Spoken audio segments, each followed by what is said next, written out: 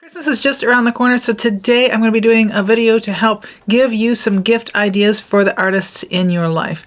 I'm going to break this down into a couple of different chapters and kind of group things together. I'm going to have a chapter on miscellaneous items, sketchbooks and paper, drawing, and painting, and I'm going to try to remember to put a little timestamps in the description below so that you can click and skip to the section that you are most interested in. We're going to start off strong with pretty office supplies, and for office supplies it could be anything from desk organizers to things like binder clips. We use binder clips a lot in our art to kind of hold open sketchbooks, and I've bought myself these really pretty kind of gold ones a while ago, and I really like them. They're so much nicer than the just kind of black binder clips. The next item probably could live under painting, but I'm going to put it under miscellaneous because I think it can be used for more than just painting, and that is a good spray bottle. This one I got at Target a couple of years ago, and it's pretty nice. It's made out of glass. It holds a lot of water, which is great. I have seen a bunch of artists use these other spray bottles where you can hold it, like kind of spray, and it sprays for a long time, and those are fantastic. I have one upstairs that I use for olive oil, and I have definitely considered buying another one to use down here for water. Next on my list is washi tape. So there are a lot of different options out there for washi tape, and I'm talking about like just kind of cute washi tape. Here are some examples of some cute washi tape that I happen to have around. You can get sets of washi tape and just kind of look for colors or themes or whatever that your artist likes. They have all kinds of different ones that you can get, and I would recommend getting washi tape in a couple of different sizes if you can, because these are great for a lot of different things. If people do like art journaling, they're really nice to put on your pages inside of your art journal for decoration, but they're also really nice to use to kind of mask off areas or to tape down your painting material or your art paper or whatever to your board so that you can kind of lift it up and move it around very easily. So a couple of different sizes is really nice because then you can get either small borders or you can mask off small portions of your painting so that you're not painting on it, that sort of thing. The next suggestion would be an art subscription box. In the past, these used to come monthly, but from what I have been hearing recently is a lot of them are kind of going to bi-monthly or quarterly or something like that. These are really fun to receive in the mail because it is a surprise set of art supplies, and artists love their art supplies, so it's kind of fun to get just like some new surprise supplies that they get to play with. And the art subscription boxes often also have like a little piece of art from some other artist, as well as kind of instructions on how to use the new supplies. So it's fun to get a new something to experiment with every now and then without them having to like go out and find it and spend the money on it. The next one, I'm not going to bring it out, but a light box. So what this is basically, it's usually a flat piece of material that has some lights in it, and it's used so that people can kind of trace their work from one piece of material to another. I think that you can get them in a wide range of price ranges, so kind of look at what size your artist tends to work in. If they work really big, you might want to get them a bigger one, but a lot of people can get by with a much smaller one, which is going to be a little bit less expensive. Last but not least, I'm going to talk about a tabletop easel. Now, this is often used by painters. However, it can definitely also be used by people who just draw. And that's one of these guys. I do know that you can get these in a lot of different places. Meeden, Amazon, I'm sure you can probably get them on brea.com, that sort of thing. But what it is it's a little box that has a little leg here that'll hold it up, and a little shelf here so you can put your painting or your paper or whatever on here and sit at your desk and work on it without like cracking your neck or like hurting your neck. The other thing that's really nice is when the artwork is sitting up more kind of upright, you're going to get less distortion when you are drawing, because when you have it laying down like this and you're looking at it, you're kind of looking at it at a distorted angle unless you're kind of really like hunching over it. So this is really great for any kind of artist to be able to work on their stuff in a little bit more of a comfortable manner.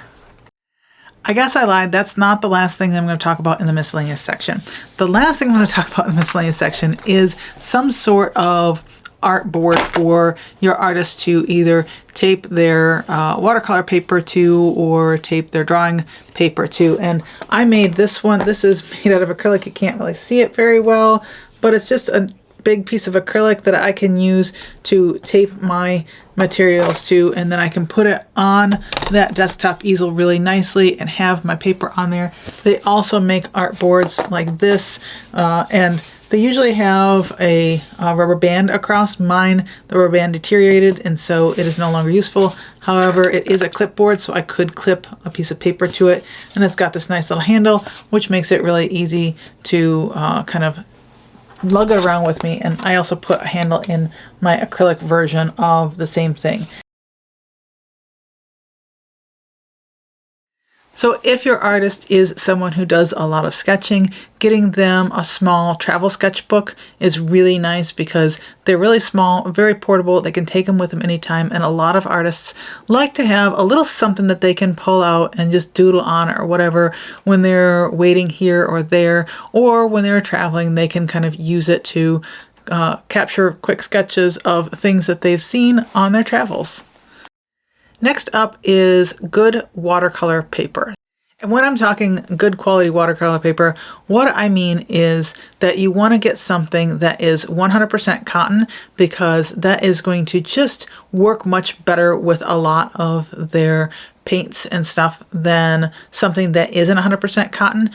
And watercolor paper makes the biggest difference in the outcome over anything else. So look for good quality watercolor paper. You can get something like an Arches, which is a good watercolor paper. It is expensive, but you don't have to get Arches. The important bits are looking at 100% cotton, as well as the weight of the paper. So something really heavy like a 300 GSM or 140 pounds. They have it in GSM and pounds.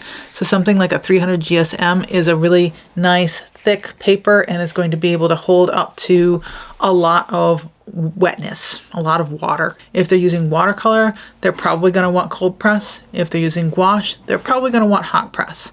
The difference between a hot press and a cold press is hot press has less texture to it, cold press has more texture, and a lot of people who work in watercolor really like the cold press because it allows the watercolor to move around a little bit more freely. You get some really cool like effects with the cold press.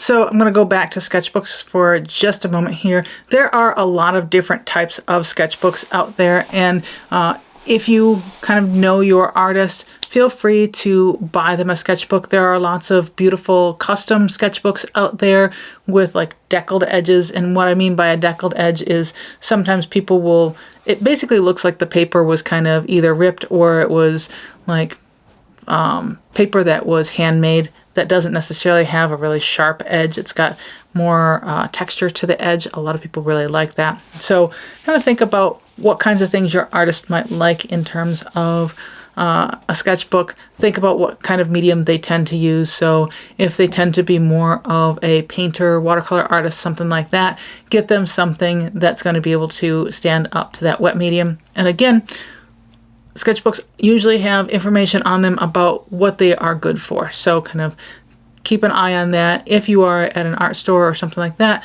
go talk to someone that works there. They will be able to give you some really great recommendations in terms of sketchbooks. And sketchbook prices vary quite a bit. So just kind of look at what's out there and what's in your budget. And honestly, regardless of what kind of sketchbook it is, I'm sure your artist is going to be very appreciative because we love our sketchbooks. I have a whole bunch of them over there that I haven't touched yet that I bought because I was really excited about it. So, you know, any type of art material is going to probably make your artist very happy.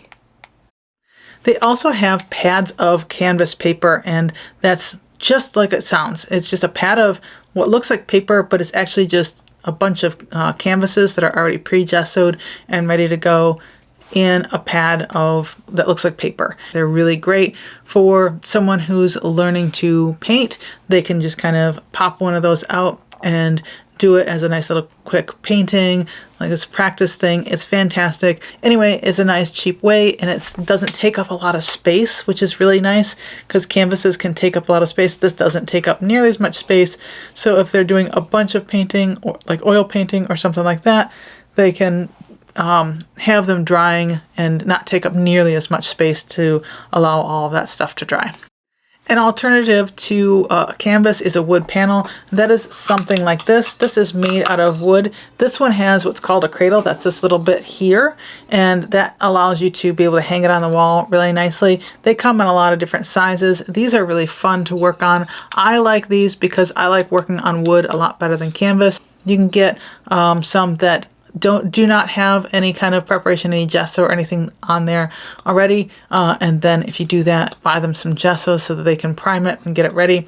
These are really fun to paint on. I love these. Last but not least is interesting shapes of paper or canvas or panels or whatever. For example, I have this round watercolor paper, which I saw and was like, oh, that's really cool. I like that. And for a little bit, I didn't use it, but it just looked so cool. And so like having different shapes can really kind of get your artist to think about different ways of using their materials, different types of ideas. So it just kind of sparks some creativity, having something that's not square or rectangle. They have triangle canvases and hexagon canvases and, you know, things like that. Those are really fun to get because it really kind of gives you a little spark of inspiration. The first thing on there are black wing pencils. A lot of people absolutely love these things. I bought myself some black wing pearls a while ago, and they are very nice pencils. I will say that for sure. I don't use them a lot though because I tend to like a mechanical pencil, so I don't have to mess around with sharpening it. But a lot of artists swear by the black wing pearl. They also have a bunch of different kinds. Blackwing Matte is a really nice one that draws really dark. It's really cool because it also has like this eraser that you can pop out, and you can kind of change how far out that sticks. So if you happen to use up a lot of it, you can just pop it out, change the height, and put it back in. And they also have replacement erasers, which is really nice, because having a good eraser is really important, and these erasers are pretty nice as well. Next is a good kneaded eraser, and these are pretty cheap, so these would be a great stocking stuffer. Here is an example of a kneaded eraser. They come in different colors. A lot of them are gray. I happen to get a pack of different colors, and a kneaded eraser is kind of this soft eraser that you can stretch, and it's kind of fun to play with, but it's also nice because you can shape it and get like a really nice little point to it, so you can get in and do some really kind of detailed erasing with it. It's also really nice for people who are doing watercolor and things like that, because you can use it and just kind of pat on your paper or roll across the paper in order to pull up a little bit extra graphite that would get into your paints and just kind of make everything muddy. So these are really, really nice for whether your artist is a painter or sketchbook artist or whatever. These are really nice to have, and they last a really long time, especially if they keep it in some kind of little case. It'll keep it from drying out, and they will last a really long time for your artist. I also have a bunch of these Staedtler Mars plastic erasers. These are really nice.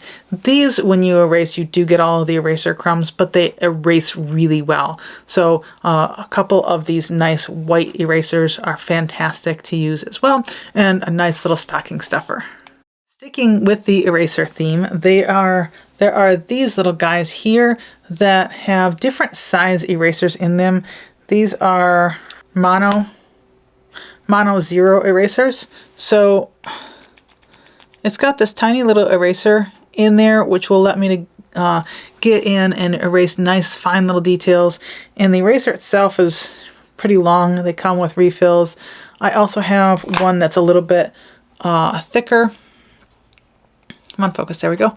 It's a little bit thicker of an eraser which is nice again for kind of getting in and doing small-ish but larger sections. And the eraser in here is kind of like the eraser here. They work very well for erasing a lot of things. I happen to talk about these every year because I really like using them, and these are the Pilot Color Eno. These are mechanical pencils that have colored lead in them. And I love my purple and I love my blue. They are fantastic to use. I love using a mechanical pencil because it gives me a really fine line. I don't have to mess around with sharpening it. I can kind of carry it around everywhere and not have to worry about like sharpening it and trying to get rid of all of the pencil shavings and things like that. And these are kind of a nice soft lead, and it's a colored lead, which is really fun to use instead of using just your kind of normal pencil color, graphite color. So these are really fun. I love them. If you have someone that you think would like them, these are great. You can get a whole package of different colors, or if you happen to know what their favorite color is, just get them like one or two in a color that they would really like. Next, we're going to kind of move over into the pen area. So a lot of people need fine liners, and these are going to be kind of nice little pens that you can use to ink your art. So think about like a coloring book, right? When you open up a coloring book, you just see the line art and then you get to go in. A lot of people like to go in and either make just line art like that, or want to go in and do full-on ink drawings where everything is in ink, all of the lines and shading and everything is in ink, or just use the line art to kind of enhance the drawing in some way. A lot of people love the Micron pens. They look like this. They say Micron on them. They come in a whole bunch of different sizes. You can buy a nice little set of these for your artist. There are a lot of different brands of fine liners. Some of them come in different colors. So I've got a whole set of different color fine liners here. These are by Graphix, Graphix, and these are really great for just kind of playing with a lot of different color. And then I have these are King Art fine liners. These are Black Liner by Pacific Arc, and I really like these. These are really nice. But you can find a whole bunch of different fine liners from a whole bunch of different brands out there. But, you know, getting a nice set of pens that have a pretty small tip are really nice. This happens to be a minuscule tip. This is 0.05, which is teensy tiny. And then, like, this one is more of a large, almost like brush nib. I would just get like a little set of them and give them a nice little set of fine liners because they get used up pretty quickly, or they get broken or whatever. So having some of these around all the time is really useful. Last but not least, I'm going to talk about white gel pens. So a lot of artists love to have a good white gel pen to kind of go back into a drawing and like put that little spark in the eye, put that little shine on the nose or whatever. And there's a lot of different ones out there, and a lot of people have different opinions about which one is the best. I personally like the Signo. This is, let's see, Uniball Signo. This one works really nicely. I haven't had as much problem with this as I have with like the Jelly Rolls.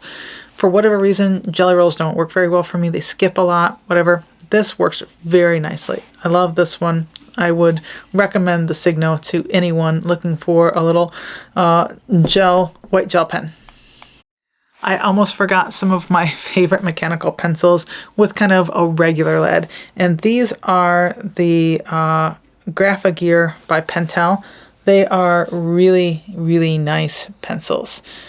This has got a nice weight to it. I got these last year for Christmas. It's got an eraser under here, and it's kind of neat. You can see right now the end isn't there, but when I click it, the end pops out, and then I can click this here, and it retracts back into here, which is really nice to kind of prevent any damage to the end of the pencil, as well as to prevent the lead from breaking when you're traveling around with it. They have a really nice weight. They come in a bunch of different sizes.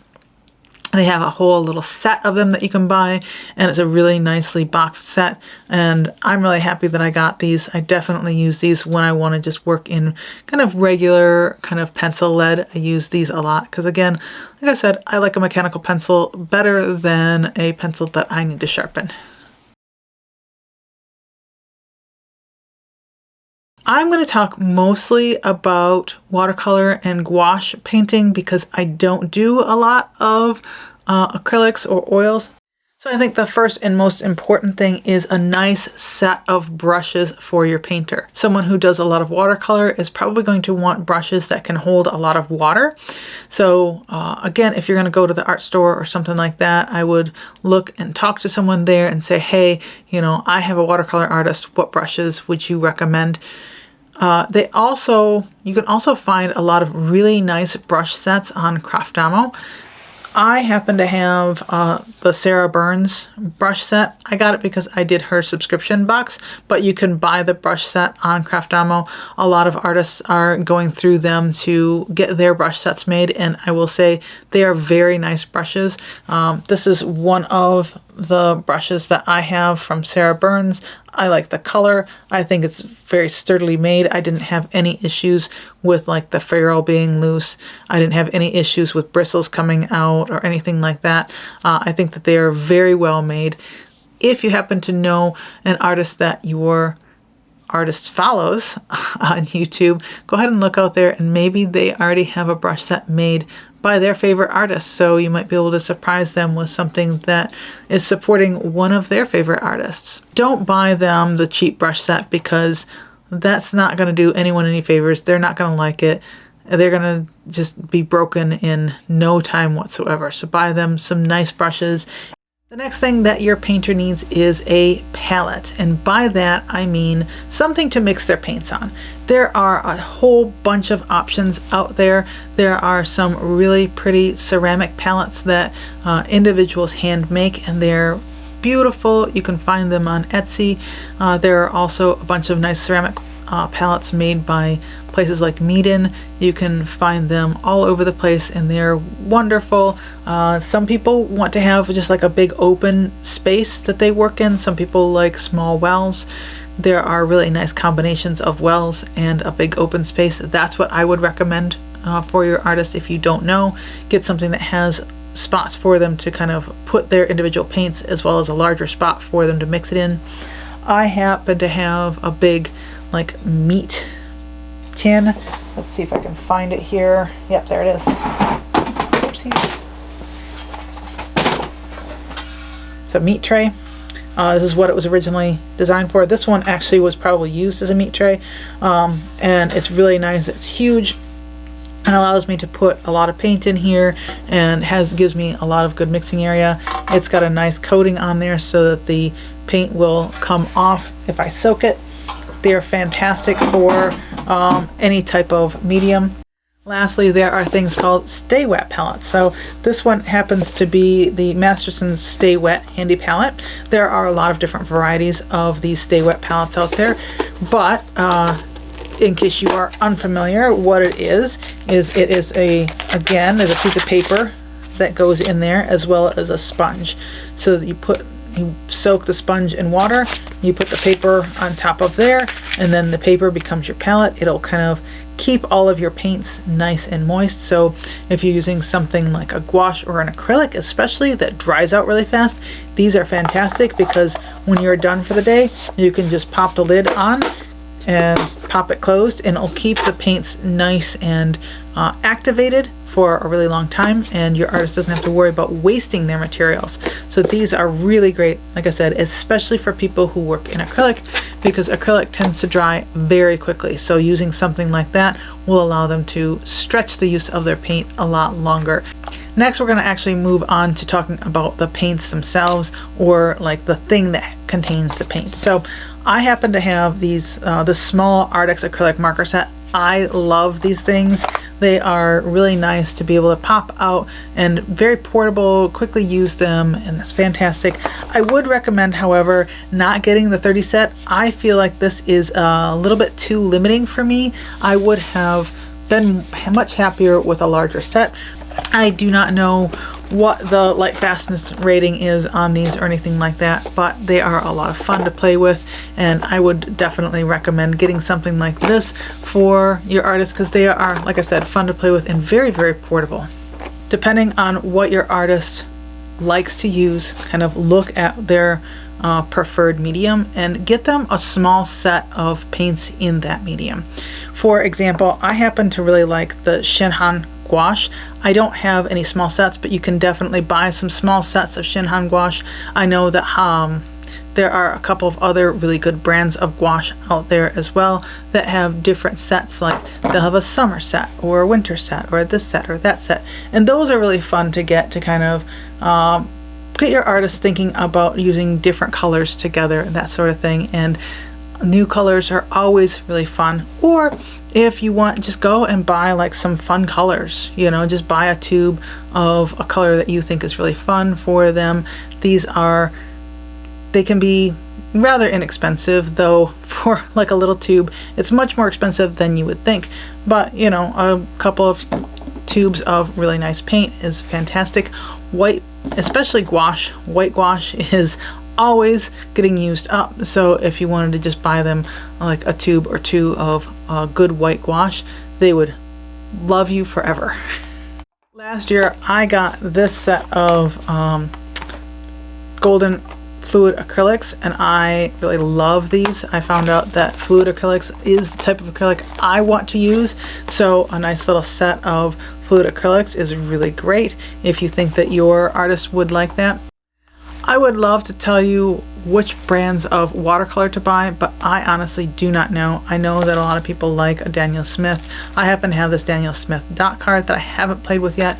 This is actually kind of a fun little gift too. If you know that your artist uses watercolors, you can get these things called dot cards, and what it is it's a little sample of a bunch of different paint colors, and they can try it out and see what they like, and then they could use that to kind of figure out what to buy. The dots, that doesn't look like there's much paint there, but there's probably more paint there than you would think.